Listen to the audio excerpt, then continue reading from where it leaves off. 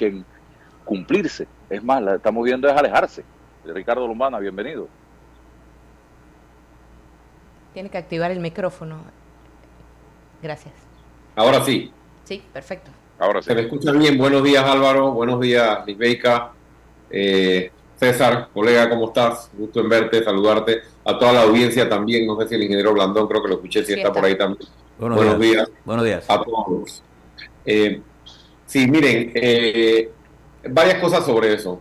Lo he estado reiterando desde que el gobierno cumplió un año, porque se le dio su espacio, como uno debe darle a todo gobierno para que se organice y empiece a ejecutar sus planes. Y todos nos hemos dado cuenta, no solo yo como figura de oposición y como político, sino los panameños en general, que la promesa del Chenchen fue solo eso, fue un eslogan de campaña para atraer votos y un poco tratar de engañar a la población. Pero yo me voy un poco más allá. No solo fue un eslogan de campaña, sino que no tenían un plan para la reactivación económica. Porque a esta fecha, Álvaro, compañeros del panel y querida audiencia, a esta fecha todavía no vemos un plan articulado, acciones concretas articuladas, que incluso pueden ser acciones pequeñas, no necesariamente las grandes ni las megaobras. Podríamos estar apostando a medidas de impacto mucho más rápido, mucho más eficaz y con mucho más distribución de generación de empleo o movimiento económico a nivel nacional. No hemos visto un plan articulado. Entonces, a mí me preocupa no solo que la economía esté mal, porque así lo muestran los indicadores de desempleo. Aunque haya prospectos de crecimiento económico, todos sabemos que en un país como Panamá, esos indicadores de proyecciones macroeconómicas son bien engañosas, porque mientras se mueven los indicadores grandes, con los que a veces nos quieren engañar o hacer creer que las cosas están bien o están mejor, los números de desigualdad siguen iguales, los números de informalidad siguen iguales, y los números de personas o cantidad de panameños a nivel nacional que no están pudiendo generar el ingreso para poner la paila o para cumplir sus necesidades básicas van en aumento. Me preocupa entonces, tanto desde la forma, desde el inicio, que haya sido un engaño; dos, que no haya habido un plan, y tercero, que a esta fecha no hayan tenido ni la voluntad ni la creatividad para poner en práctica proyectos teledirigidos a las regiones más golpeadas o a los focos más golpeados por desempleo, para generar ingresos rápidos. Y nosotros hemos presentado algunas propuestas a este gobierno, a quien, reitero, le hemos entregado y le hemos hecho llegar, y no solo en papel, en reuniones, y también a través de las redes sociales y noticieros como nuestras propuestas, con la mejor voluntad de que las tomen en cuenta para poder generar empleo. Y finalmente, sobre los medicamentos, Álvaro, sobre el costo de la vida, yo creo que es una falacia, ¿no? Esto de baja de la canasta básica. Y lo de los medicamentos sigue siendo una promesa incumplida, y una gran esperanza de la población panameña, que gobierno tras gobierno se promete, se comenta, se dice que se va a hacer, y al final no se hace. El presidente dijo en campaña y dijo en su discurso de toma de posesión muchas cosas que iba a hacer. Te escuché diciendo lo de la mafia de los medicamentos, que Cortizo había prometido, etcétera. Finalmente, nadie le ha puesto el cascabel al gato, y nadie ha puesto en práctica los mecanismos de compra conjunta que organismos internacionales y regionales ponen a disposición de países de Centroamérica. Los usa Guatemala, los usa Costa Rica, también los usa nuestra hermana Colombia, en varias ocasiones, para hacer compras conjuntas, y para, a través de las compras conjuntas, poder tener medicamentos a precios más accesibles, y además de eso, tener la caja de seguro social con medicamentos accesibles a la población. Porque nos engañan o engañan al pueblo diciéndole que hay medicamentos baratos en el Ministerio de Salud y que puedes ahora ir a comprarlos, y que hay una lista de medicamentos, y con eso se están cubriendo este gobierno. No es que ahora puedes ir al Ministerio de Salud y tienes medicamentos baratos. No se trata de tener medicamentos baratos, se trata de que cuando los panameños en cualquier punto del país van a la caja de seguro social, a la policlínica, tengan el medicamento allí, accesible, sin tener que pagarlo, porque ya tienen un derecho a ese medicamento, sobre todo que está en el listado oficial o en el cuadro básico. Está, licenciado Lombana, el presidente José Raúl Mulino, gobernando para el pueblo que lo eligió. ¿Se está escuchando a la población en particular o a dónde está apuntando en la gestión actual? No lo dice Lombana, lo dicen las mediciones que estamos viendo por todos lados. Más de 70 y pico % de desaprobación. Es la respuesta, Lisbeika. Esa es la respuesta a la pregunta de para quién está gobernando. Si el 70 y pico % de la población desaprueba la gestión, piensa que no va por buen camino, no le cree al gobierno y no está de acuerdo con sus acciones, evidentemente, no porque lo diga Ricardo Lombana o lo diga alguna figura, sino porque el pueblo es el verdadero termómetro. Está diciendo, no estamos conformes, nos están engañando y nos engañaron, no estamos de acuerdo con las acciones, no estamos de acuerdo con las formas, porque no hemos hablado de las formas del presidente, que son gran parte de la desaprobación que tiene. Me refiero a su lenguaje de desprecio hacia la población panameña y ofensivo cuando se dirige a la población, a los periodistas, a quien tiene cuestionamientos. Y yo creo que el presidente y el gobierno ojalá le pusieran atención a estas medidas de temperatura o a estas muestras de temperatura que están publicándose y saliendo de todas estas mediciones, pero pareciera que aquí no hay esa conexión. El presidente no tiene gente franca a su lado que le diga lo que realmente el pueblo está sintiendo, o el presidente realmente tiene una desconexión. ¿De qué nos vale tener un presidente presente? Que eso sí es diferente ahora que con Cortizo. Cortizo estaba ausente, ¿no? Y además de la ausencia se le criticaba su desconexión con la realidad nacional.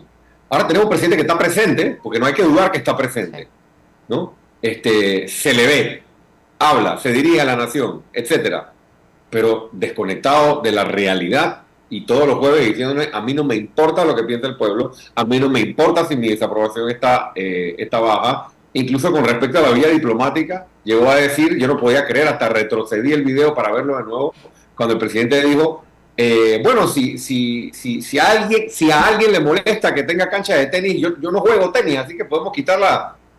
O sea, eso ya muestra un nivel de no entender que eres el presidente de la República, que no se trata de si a alguien le molesta, se trata que son fondos públicos y es tu obligación administrarlos como un buen padre de familia, lo que requiere que tú tengas suficiente criterio para saber que en este país hay gente muriéndose de hambre, en este país hay miles, casi arriba de 1 millón y pico de personas que no le sale agua por el grifo y no le llega agua potable, y gente que no tiene acceso a medicamentos, para mencionar solo algunas cosas para que tú andes tratando de sustentar que obras millonarias, y no solo es la vía diplomática, porque hay otras más, son prioritarias por encima de las prioridades nacionales. Mulino está gobernando para su grupito, y eso le va a pasar factura.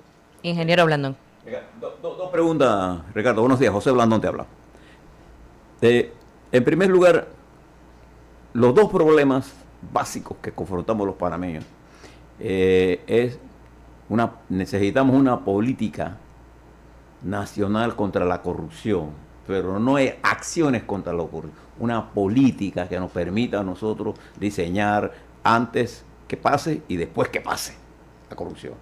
Y necesitamos una política para enfrentar el problema del desempleo, que es el principal problema que confrontan particularmente, no únicamente, pero particularmente nuestros jóvenes y la gente mayores de 50, 60 años que tienen vida activa. Yo no sé si usted ha tenido la oportunidad, pero al que usted le pregunte que tenga más de 50 años y esté buscando empleo, lo planchan. Y segundo, ¿qué piensa usted? Le doy mi opinión. Yo estoy en contra de las declaraciones que hizo el embajador norteamericano en Panamá, cuando a usted y a Martín Torrijos los califica de deshonestos por hacer una posición, exponer sus puntos de vista con respecto a los memorandos de entendimiento. ¿Usted qué piensa de esas cosas? ¿Y cuál sería la contribución que usted, como dirigente político de este país, podría llegar a hacerlo para que nosotros, los panameños, resolvamos estos dos problemas y también resolvamos el tercer problema, que es el problema de nuestras relaciones, que deben ser respetuosas con los Estados Unidos, pero deben tener como norma ese respeto. Sí, gracias, ingeniero Blandón. Con respecto al primer punto, absolutamente de acuerdo.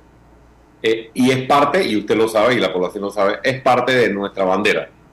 Si tuvieras que escoger una bandera que ha caracterizado al movimiento político Otro Camino y al movimiento que yo encabezo, y que viene, pues, que viene caminando desde por allá por mediados de 2017 hasta ahora, que empezó con un movimiento ciudadano, como saben, y que hoy es un partido político nuevo en el panorama nacional. La política o el Plan Nacional de Combate contra la Corrupción es un componente esencial, está en nuestro plan de gobierno, tanto en acciones como en política, porque le doy la razón, son dos cosas distintas. Tomar acciones contra la corrupción para mandar mensajes contundentes y cortar ciertas cosas de raíz, a una política sostenida de lucha anticorrupción en el país, que tal vez se encarga de los resultados más de largo plazo. No estamos viendo, ni tenemos en Panamá ni una ni la otra. Yo he sido realmente crítico de este tema.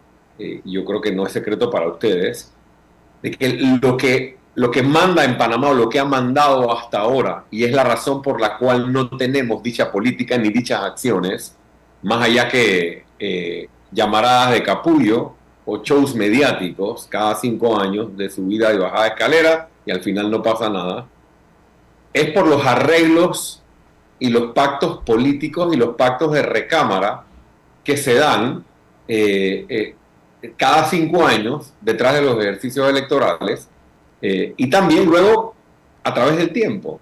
Yo he sido claro en señalar, y lo digo una vez más sobre su pregunta, de que aquí el presidente de la República llegó a ponerse la banda presidencial gracias a un acuerdo de recámara con el gobierno PRD, y con el presidente y el expresidente saliente, y con el presidente de ese partido, y otras figuras más, que hicieron un pacto para lograr los apoyos, para lograr que la Corte Suprema de Justicia no inhabilitara al candidato Mulino, y a cambio de eso no se investigara los grandes escándalos de corrupción de la administración anterior, y figuras como las figuras de Cortizo, Carrizo, incluso el contador Solís, son figuras que van a seguir siendo mencionadas, pero al final no va a pasar absolutamente nada con los grandes escándalos y quienes desde el sector privado se asociaron con esta administración. Entonces, yo no puedo dejar de mencionar esto, porque este tipo de acuerdo y pacto político de impunidad, ingeniero Blandón, es el principal obstáculo que tiene Panamá para poder implementar tanto acciones contundentes contra la corrupción como una política de corrupción. ¿Por qué? Porque no le conviene al status quo y a cómo se han manejado las cosas siempre, y desean mantener el mismo sistema que, miren, lo dijo el economista Guillermo Chapman. Él escribió un libro o un folleto que ustedes seguramente han visto, donde él claramente establece que uno de los grandes problemas de Panamá es que la economía se maneja como una economía de amiguetes, creo que le llamó, amigotes o amiguetes, ¿no? Donde se benefician a concesionarios, se benefician a beneficiarios de exoneraciones, de incentivos y demás, simplemente porque son amigos, porque son donantes, porque son cercanos, y no necesariamente como parte de una política pública o una política económica de desarrollo. Entonces, yo creo que con eso abordo ese primer punto, sí. Y ahí está nuestro plan de gobierno, que propone tanto un paquete legislativo de leyes anticorrupción, que deberían estar hace rato consideradas por órganos legislativos, que propone desde la reforma constitucional o desde el ejercicio constituyente un nuevo marco constitucional de combate a la corrupción o de normas de lucha anticorrupción, que propone la transformación de la ANTAI. La ANTAI es un adorno. La ANTAI es una entidad que respeto por las capacitaciones que hace, pero de allí no pasa. De ser una entidad que se encarga de formar, capacitar y recibir denuncias y de por aquí, por allá, hacer una sanción moral. Recomendar.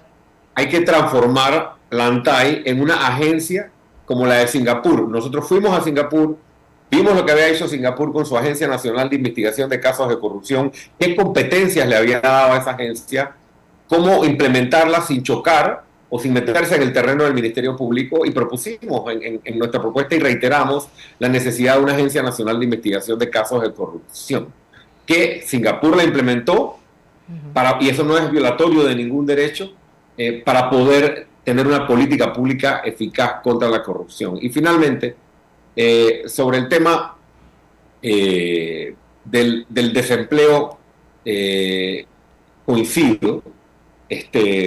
Ojalá que apuntáramos tanto a largo plazo como a lo inmediato, ingeniero Blandón. Yo creo que usted tiene experiencia en esto porque ha habido varios periodos políticos y procesos políticos en este país. Las megaobras son importantes. Creo que lo hablé en este programa la vez pasada. Son importantes las megaobras. El tren es importante. Ojalá algún día tengamos un tren de Panamá a Chiriquí y podamos apostar a seguir siendo ese país que apuesta a las megaobras. Pero no por apostar a las megaobras tenemos que descuidar la posibilidad de tener obras pequeñas e inversiones pequeñas que generan movimiento económico distribuido a nivel nacional. Le pongo un ejemplo. Mire la carretera panamericana, un ejemplo sencillo. La carretera panamericana se la está comiendo la maleza desde que sales de la ciudad de Panamá hasta que llegas a David Chiriquí, ¿no? En las isletas y al lado de los hombros. Absolutamente espantoso. Tú puedes rápidamente tener cuadrillas contratadas temporalmente, como se propuso en pandemia, lo propusimos en pandemia. Organiza cuadrillas de cada pueblo, de cada provincia a lo largo de la carretera para mantener la carretera interamericana limpia, y asigna un fondo, porque fondos hay para esto, y no tienen que ser millonarios, para tú poder darle $200, $150, una suma de dinero a un número importante de panameños, que con eso no vas a resolver el desempleo, pero vas a empezar a hacer cosas. Y en esa lista puedes meter el reacondicionamiento de parques, el reacondicionamiento de veredas, la construcción de aceras, yéndome un poquito más arriba, la construcción de caminos de producción que no son obras multimillonarias y que ayudan al productor a llevar sus productos a los centros de distribución y a los mercados. Programas como estos, que incluso podrían ser apoyados por el sector privado, que no requieren gran creatividad, solo voluntad. Y en el largo plazo, insistimos en que Panamá debe apostar a sus dos sectores de punta. Nos siguen vendiendo que el tema de la megaobra es lo más importante y lo único.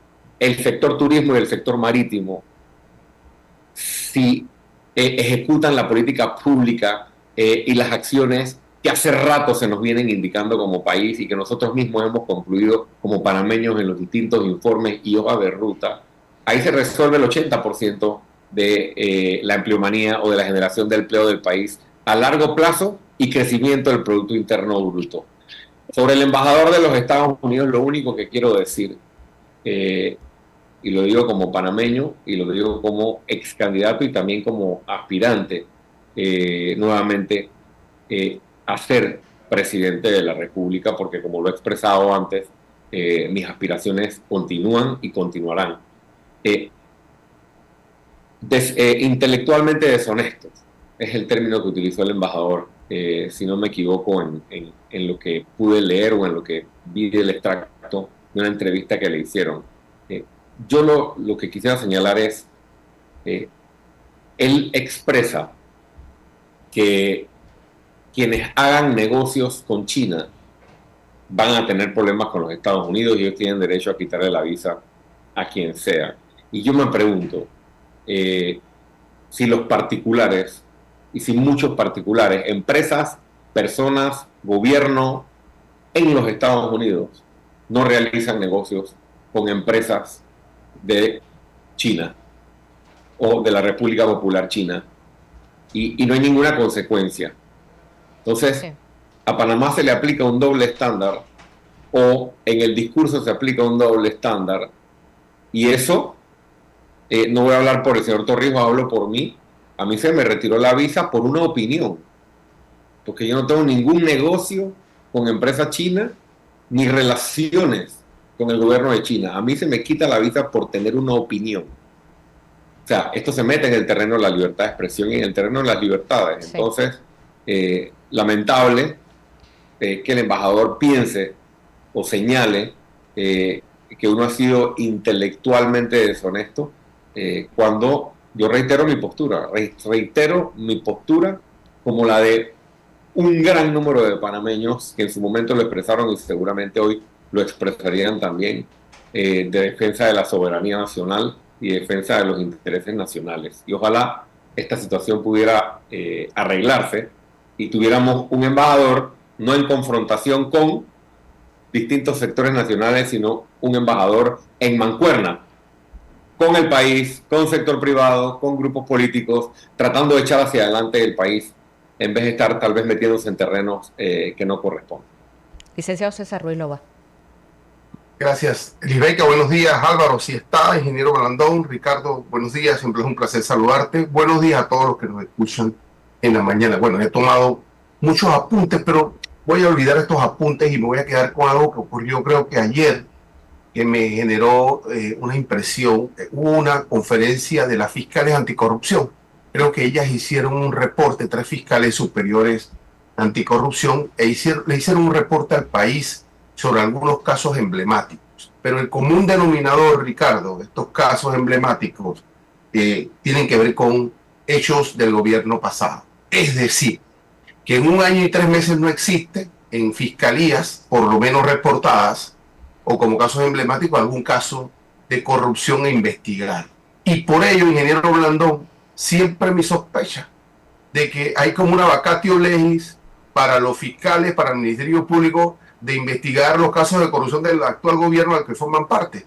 Entonces, ¿de qué vale toda esta retórica de que vamos a atacar la corrupción, de que tengo un proyecto de ley, de que la Asamblea no me lo aprueba, pero en la realidad de los hechos? Esto lo pone en perspectiva de otro problema anterior que tiene que ver con las independencias, con las competencias constitucionales. Desde que usted ocupa un cargo como este, de procurador, de magistrado, a usted no le interesa quién lo nombró. Usted tiene que hacer su trabajo y responder por eso, porque usted le diga al país que está reportando casos de corrupción de los gobiernos pasados y en este no hay ninguno. Eso ya me genera a mí desconfianza en cualquier argumento, programa o retórica de que vamos a atacar la corrupción. Yo lo dejo así porque ahora que sobre los diagnósticos, tenemos todos los diagnósticos, Ricardo, mira, aquí hay diagnósticos sobre el problema del agua, aquí hay diagnósticos sobre la canasta familiar, sobre todo, pero bueno, no sé, te escuché también decir que toda esta alquimia de que tiene que ver con la legitimidad política, hubo un concierto en la Corte y en un grupo privado que generó que la candidatura fuera potable. Eso pone en perspectiva la legitimidad política actual. No lo sé, quisiera también un desarrollo mayor sobre eso, pero lo dejo así para escucharte, por favor. Mira, César, de acuerdo con lo que dices de las fiscalías y de las investigaciones a gobiernos de turno, voy a agregar un elemento más, porque esa es la constante, ¿no? En todas las administraciones. Hay un hecho que se comentó noticiosamente, y creo que Álvaro lo mencionó en su momento en el programa, pero ha quedado allí, y es aquella resolución de la declaración de la Dirección de Contrataciones Públicas en esta administración, declarando o calificando como información restringida o confidencial los beneficiarios finales, es decir, los dueños, para el entendimiento de todos, de la empresa que va a construir el hospital de mascotas, ¿no? Que dicho sea de paso, obra importante, yo lo digo como promotor de las políticas públicas en favor de las mascotas, pero no prioritaria en un momento como este, en una economía como esta. Ese es un hecho de esta administración. El bloquear información sobre a quién se le están asignando o licitaciones o contrataciones directas, y todo parece indicar que el contratista del hospital de mascotas es el mismo contratista de la vía diplomática. Y hasta ahora los panameños, a pesar de que son contrataciones que las dos suman arriba de 30 millones de dólares, más las adendas y todo lo que pueda venir en el futuro, los panameños no tenemos, imagínate tú, derecho a conocer a quién le estamos pagando y quién estamos contratando. Y eso es solo un botón, una muestra de actos sino de corrupción que facilitan y que esconden la corrupción de esta administración, más muchas otras cosas que están pasando ahora mismo, y que pudieran abrirse investigaciones, como bien lo dices tú, porque denuncias se han presentado, pero no caminan y parece ser la constante. Y sobre el segundo punto, sí, yo lo he dicho antes, y tal vez no quiero ahondar tanto o martillar tanto en el argumento de la falta de legitimidad, porque tampoco quiero que se interprete, César, de que yo estoy cuestionando el resultado electoral. No, para nada. O sea, este es el país en el que vivimos y ese es el tribunal electoral que tenemos y ese es el proceso que tenemos. Pero para contestar tu pregunta, porque no la voy a evadir, sí, yo cuestiono la legitimidad. Por supuesto que la cuestiono y lo he dicho. La candidatura de José Raúl Mulino era inconstitucional a todas luces. Lo iban a inhabilitar, había un proyecto de fallo para inhabilitarlo, porque los magistrados de la Corte era evidente, pero al final el que lee ese fallo, yo no sé si tú lo has leído, y el que no lo ha leído lo invito a leerlo, se saca un concepto como de, bueno, que es necesario mantener la paz social o una cosa así, ¿no? La pluralidad política. Sí, y por eso, bueno, ahí va la cosa y no inhabilitemos al candidato. Entonces sí, eso es ilegitimidad y sí cuestiono la legitimidad, pero es el presidente electo desde el 1 de julio y es el presidente de la República, y lo felicité cuando ganó, le decía lo mejor, me puse a la orden, etcétera. Pero sigo cuestionando y lo seguiré cuestionando. ¿Por qué? Porque yo no quiero vivir en un país en el que en un cuartito se defina quién es el presidente de la República, o en un cuartito se definan las decisiones de la Corte Suprema de Justicia o del Tribunal Electoral, para tratar de amañar el escenario electoral. Yo no quiero vivir en un país como ese. Y esa es parte de la lucha en la que nosotros estamos, y esperamos que esas cosas no vuelvan a ocurrir con las personas que participan de estas cosas. César. Bien, bien dice Ricardo como abogado que te voy a contestar la pregunta, porque si no te la iba a repreguntar, te iba a hacer la repregunta, ¿no?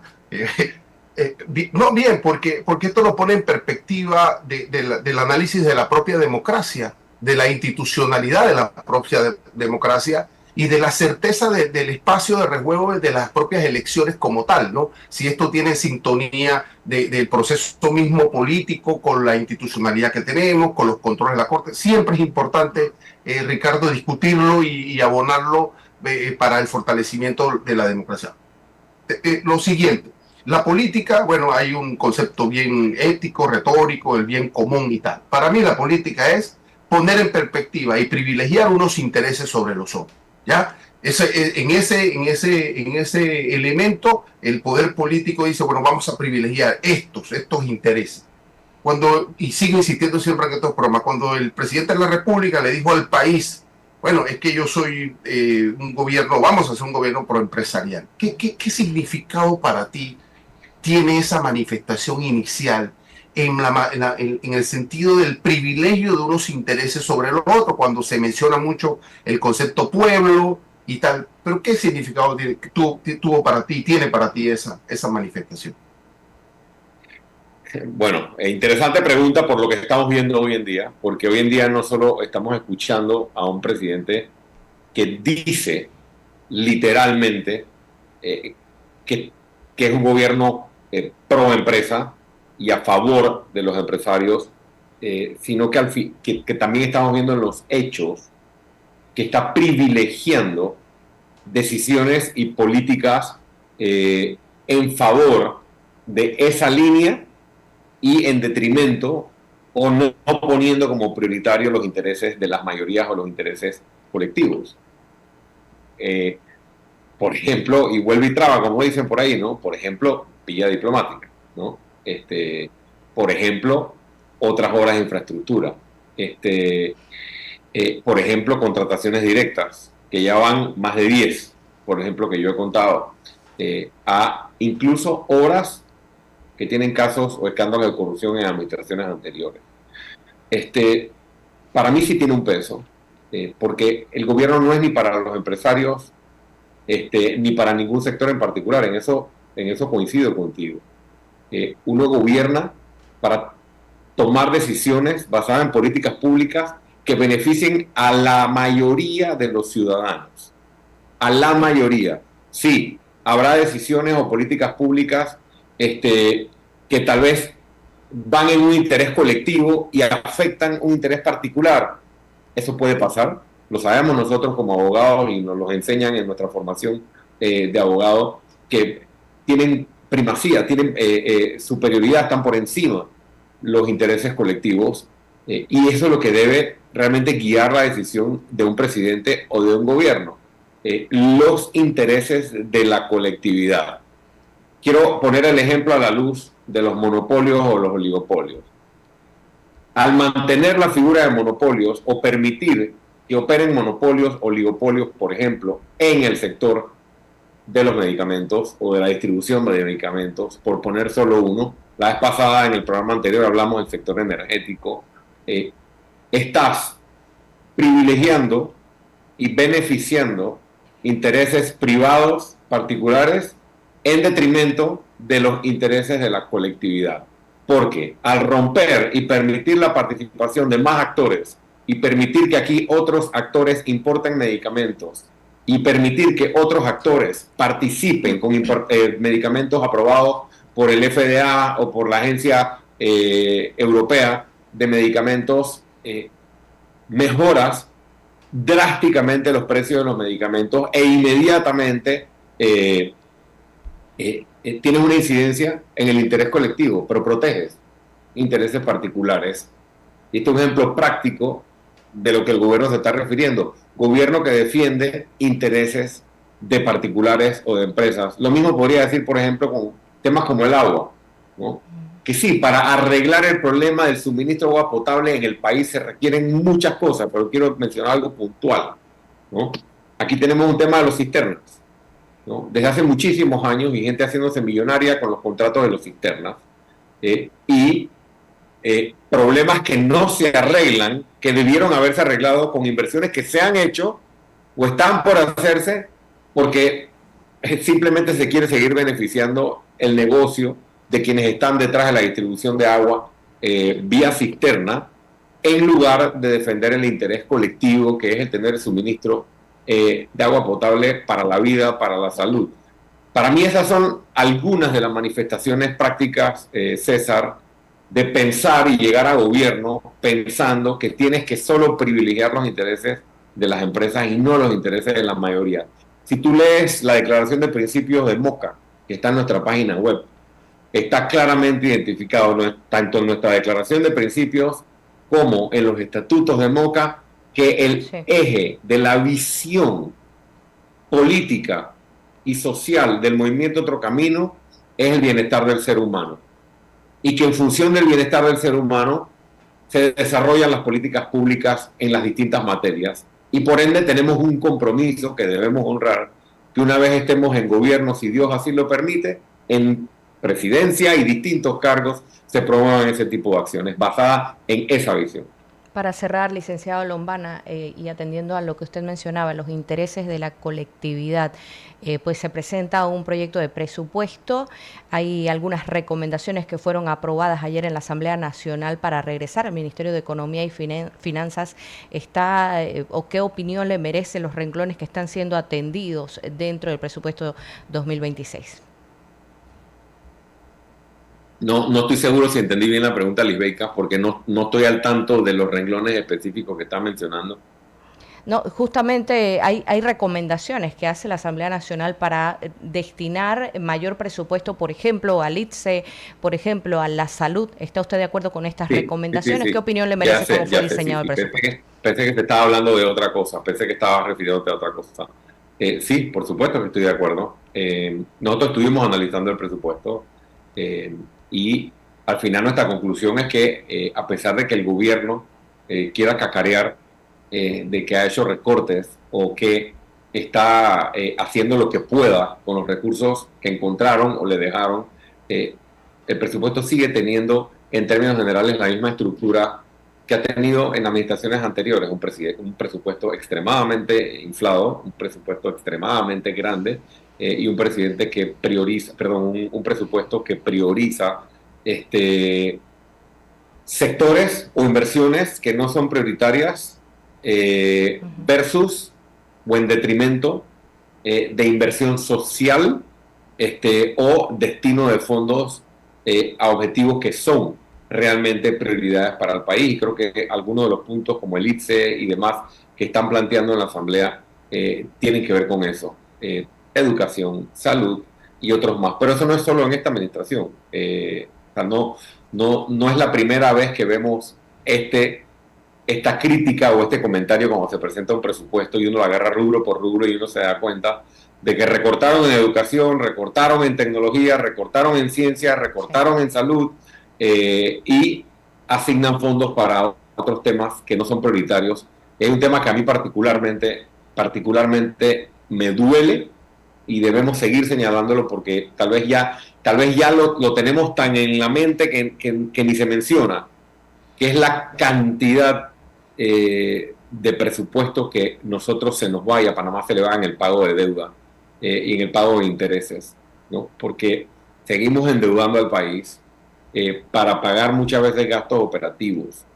O sea, seguimos pidiendo plata prestada para operar una empresa pública quebrada o una empresa pública que no funciona porque no trae los resultados que queremos. Entonces, yo creo que tenemos que replantear también el tema del endeudamiento público y el componente financiero que le estamos destinando los panameños al pago de deuda, porque ese dinero debería ser para obras prioritarias. Liz Bake, y no puedo dejar de mencionar la recuperación de dineros.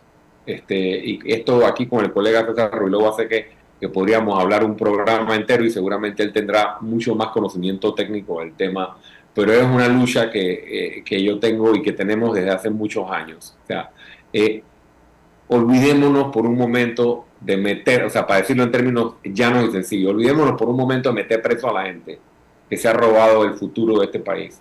Olvidémonos por un segundo de si se van a meter preso a las personas. Pero nosotros no hemos podido articular como política pública y con acciones pues, un mecanismo real de recuperación de dineros y de activos, ¿no? Específicamente aquellos que son producto de actos de corrupción. Yo sé que el colega Ruiló César, mi amigo, me va a decir que se requieren procesos y condenas, y luego de condenas en firme, obviamente entonces se puede proceder a recuperación de dinero. Obviamente sí. Pero el gran dilema que tenemos es cómo hacemos, César, en un país en el que un caso puede durar 14 años transitando por el sistema judicial, ¿no? Sí. Y entre apelaciones y apelaciones. No, Ricardo, hay una solución práctica, Ricardo. Hay una solución. Existe, tenemos los mecanismos preventivos para hacerlo. Sí, existen. No hay, mira, ni siquiera hay que agotarse en nueva legislación. Están los mecanismos para las aprehensiones provisionales, ya está para los secuestros penales. Eso está en la norma. Es la voluntad política, Ricardo. Es un tema de voluntad política y de independencia. No, la carpeta es de fulano y estos tipos tienen influencia aquí, hay una llamada y no va a ocurrir. O sea, tiene que ver con voluntad política. Clarito. No. Digo, las canas, yo lo único que siento es por tu taza y tu equipo, pero no importa, ¿ya? Yo sabía que ibas a decir algo y no te ibas a quedar callado. Muy bien. Pero Ricardo, hay los mecanismos. Cada vez que la Asamblea se pone a legislar y a buscar normativa es una excusa. Es un tema de ejecución, de voluntad para implementarlo ahí. Sin miramiento. Pero aquí hay un doble rasero. Son estos, mis enemigos políticos, el impacto y el peso de la ley va con todo, sin miramientos, y acá no ocurre absolutamente nada. Hay mucho de eso.